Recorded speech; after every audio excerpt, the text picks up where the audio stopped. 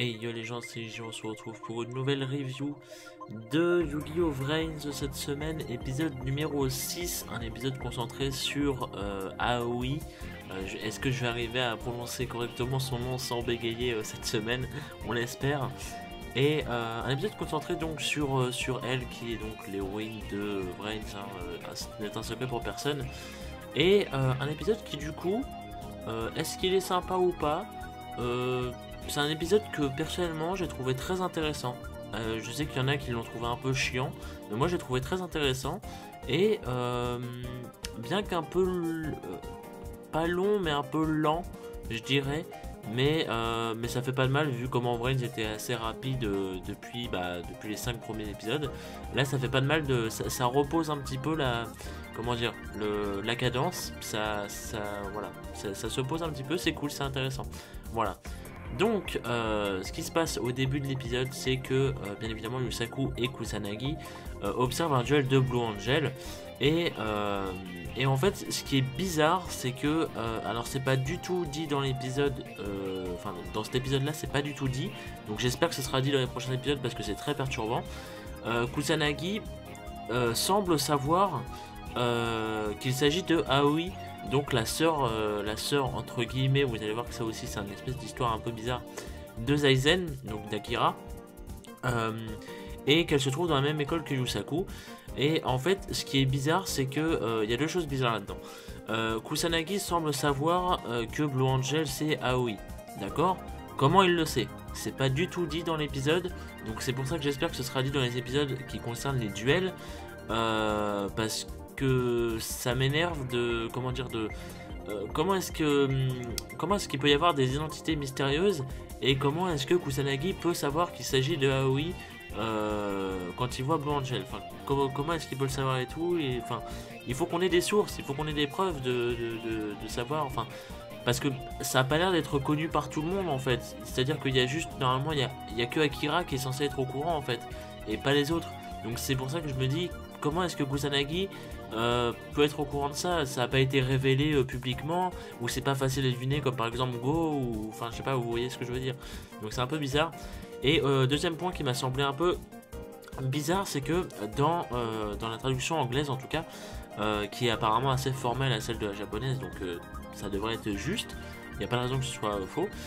Ils disent sister-in-law, donc c'est pour ça que moi personnellement j'ai noté entre grosses guillemets sœur de Akira, sous-entendu donc que ce ne serait pas sa vraie sœur, ou en tout cas pas sa sœur, comment dire, de sang véritable, enfin pas vraiment, mais en gros c'est appuyé que ce ne serait pas la sœur véritablement 100% de Akira. Ça peut être une sœur d'adoption, ça peut être une sœur par alliance, ça peut être une sœur enfin une demi-sœur, voilà. Donc ça ne serait pas vraiment une sœur vraiment à proprement parler, enfin comme je l'avais dit à Yuri-sama en privé, ça ne serait pas vraiment une sœur entre guillemets complète. Je sais pas si vous voyez ce que je veux dire du coup, mais voilà. Donc c'est assez étonnant. Alors est-ce que c'est intéressant? Ça peut l'être, pour l'instant ça ne l'est pas, on va pas se le cacher, mais ça peut être intéressant pour le futur, donc on verra. Et donc voilà. Donc désolé d'avoir passé 5 minutes là-dessus, mais c'était important, et dès le début de l'épisode il nous balance ça, donc je suis obligé de vous le dire. Et donc oui voilà, Kusanagi du coup informe Yusaku qu'elle se trouve dans son école et tout. Et donc le but étant donc de se rapprocher d'elle, ainsi que de son frère Akira, pour trouver des informations sur les souvenirs de Yusaku et sur le frère disparu de Kusanagi, parce que peut-être que la seule technologie, peut-être que eux ils ont des infos que justement Kusanagi et Yusaku n'ont pas. Donc voilà le but en fait de Kusanagi. Et Yusaku du coup décide de partir à la recherche de Aoi. Mais ce qui est marrant, c'est que c'est un petit détail, mais c'est assez drôle. Et je sais que toute la fandom était à moitié en PLS à cause de ça. En fait, quand Yusaku dit qu'il va partir à sa recherche et tout, Ignis et Kusanagi sont méga étonnés et se foutent à mort de sa gueule parce qu'ils n'imaginent pas du tout une seule seconde pouvoir être capable de parler à une fille. Et c'est des gros bâtards en fait. Et c'est trop stylé. Enfin, c'est des connards, mais j'aime beaucoup ce genre d'humour. Et Kusanagi, c'est assez surprenant quand même, parce que bon, il est pas rigide ni rien, mais de le voir un petit peu comme ça troller et tout, c'est sympathique. Donc voilà, c'est assez marrant comme passage. Et en fait donc Yusaku part donc à la recherche de Aoi, il trouve sa trace, etc. Et il finit devant un espèce de club de duel parce que c'est là où Aoi passe son temps apparemment dans le lycée. Et, et en fait Ignis force Yusaku à rentrer dans le club de duel, c'est à dire qu'en fait Yusaku, si vous voulez, frappe à moitié à la porte, il y a Naogi et tout mais ça on s'en fout. Et en fait il est intercepté par le directeur du club de duel, et le directeur lui dit bah viens rentre si tu veux et tout, et Yusaku il est là en mode non non je veux pas m'incruster et tout, je dégage. Et en fait il y a Ignis qui a pris la voix de Yusaku et qui lui dit ouais d'accord j'arrive merci et tout, et du coup bah il est guaqué et c'est beaucoup trop stylé. Yusaku ne sait pas quoi faire et il est obligé d'accepter, et Ignis est un gros connard et c'est trop stylé, j'adore ça, j'adore ce comportement et voilà. Donc, c'est une petite parenthèse, on la ferme et on passe à autre chose. On a du coup, dans le club, on a du coup Yusaku et Aoi qui sont réunis au même endroit. Et Ignis communique avec le disque de duel d'Aoi, ce qui peut du coup être un indice sur le fait qu'il s'agit d'une autre IA telle que Ignis, justement. Donc c'est très intéressant ce petit passage. Alors, ce qu'ils disent entre eux, c'est pas intéressant, c'est-à-dire que Ignis est assez social et assez troller. Là où l'IA du disque de duel de Aoi est très rigide, un peu comme Yusaku en fait, quelque part, ou comme Aoi plus précisément, mais elle est très rigide, elle est très genre c'est ferme là, tu vois, c'est tout, tu files droit et c'est tout. Et donc en fait Aoi remarque que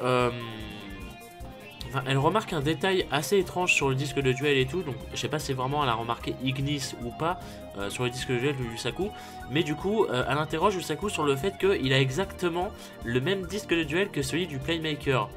Et c'est très cool comme passage, parce que du coup ça titille bien évidemment Yusaku qui est un peu trigger sur le coup, et donc voilà, c'est très intéressant de se dire que Yusaku sait, le problème c'est qu'on ne sait pas comment, mais Yusaku sait que Aoi c'est Blue Angel, et Aoi semble avoir déjà cramé que Yusaku serait Playmaker. C'est trop stylé comment dire, comme liaison entre guillemets, je sais pas si vous voyez ce que je veux dire, mais voilà, je trouve ça très sympathique, et bon voilà, ça méritait d'être appuyé. Et donc en fait Yusaku, pour se comment dire, pour se dédouaner de ce mauvais pas si on peut dire, montre son deck qui en plus assez sympathique, c'est rempli de cartes qui viennent des premières générations de Yu-Gi-Oh, mais vraiment c'est les toutes premières cartes de DM, mais c'est violent, hein. On a le pendentif merde, c'est quoi? C'est le pendentif noir, je crois. On a la carte renfort, on a le néo-spadassin légendaire, je crois, une connerie comme ça qui s'appelle. Enfin, on a vraiment des très vieilles cartes. C'est l'époque où il n'y avait pas de monstres avec des effets, si vous voulez, hein. C'est vraiment très vieux. Et c'est des cartes du coup qui n'ont bien évidemment rien à voir avec celles du Playmaker. Donc Aoi le croit, et donc voilà, il y a pas de ça ne continue pas. Mais du coup Yusaku a bien joué son coup en changeant son deck et tout. C'était sympa, il a tout prévu. Et donc le soir, Aoi rentre chez elle et elle reçoit un appel de son frère, du coup Akira, lui demandant d'arrêter apparemment les speed duels parce que selon lui c'est trop dangereux pour elle. Alors est-ce que ce serait la vraie raison? Parce qu'après Akira semble un peu appuyer sur le fait qu'il y aurait sa carrière en jeu et tout si on découvre son identité. Enfin, je suis pas très bien compris, du coup j'ai pas noté, mais voilà, en gros c'est arrête les speed duels, c'est dangereux pour toi et tout, je m'inquiète, je suis ton frère, machin et tout. Bon, c'est pour un peu jouer le machin paternel et tout, sauf qu'en vrai il s'en bat les couilles d'elle. Bon, c'est cramé, mais bon voilà. Et donc Aoi accepte devant lui, hein, bien évidemment au téléphone, mais elle décide ensuite d'aller affronter Playmaker dans le but de montrer en fait à Akira qu'elle peut se débrouiller toute seule, et en fait, et que il peut lui faire confiance tout simplement. Et voilà, parce qu'apparemment il ne semble vraiment pas lui faire confiance et tout, il semble vraiment...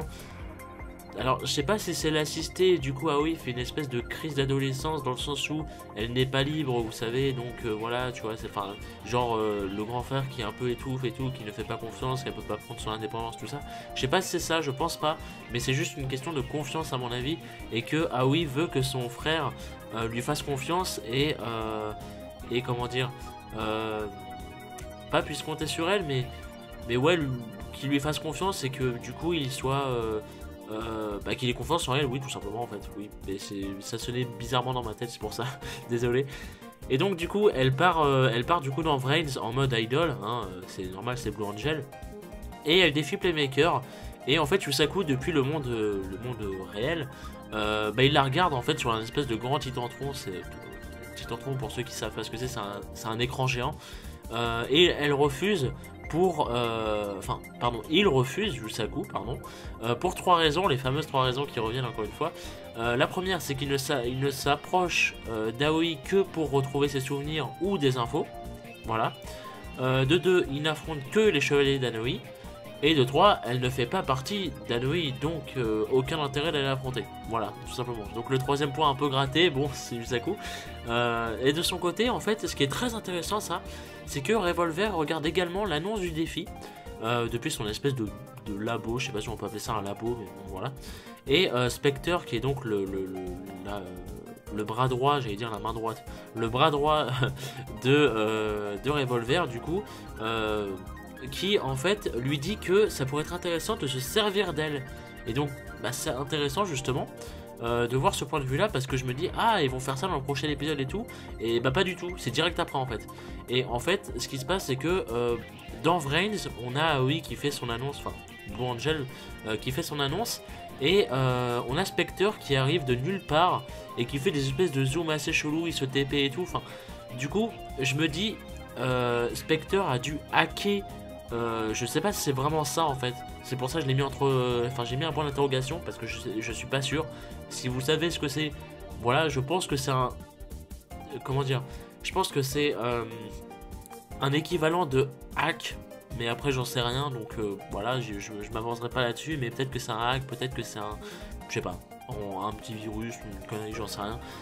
Donc du coup, il va la hacker avec un point d'interrogation dans Vrains, en lui donnant du coup une carte spéciale ayant pour but, je cite, d'ouvrir une porte renfermant un désir profondément enfoui en elle.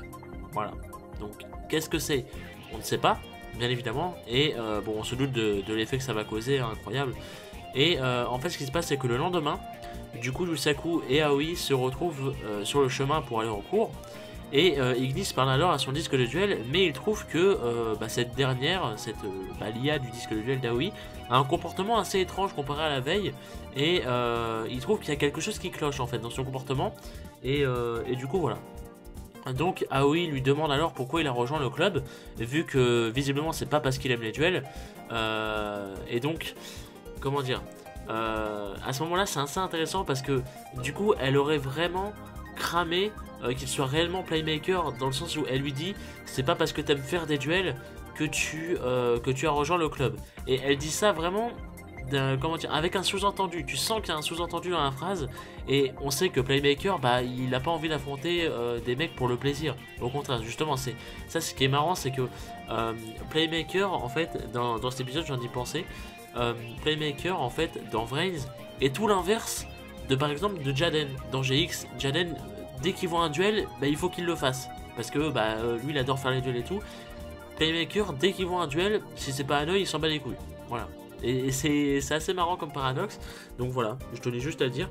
Et donc oui, donc elle aurait cramé qu'il soit réellement playmaker. Donc bah, elle est assez forte, faut se le dire pour le coup, parce que c'est de la simple déduction. Mais elle a réussi à mettre pas mal d'éléments en sa faveur pour le coup. Donc bah, voilà. Et donc Yusaku à ce moment là il est guaqué, il cherche du coup une excuse pour se dire bah merde c'est vrai, pourquoi j'ai rejoint le club, et il cherche une excuse autour d'Akira en lui disant que c'est pour se rapprocher un peu d'Akira, etc.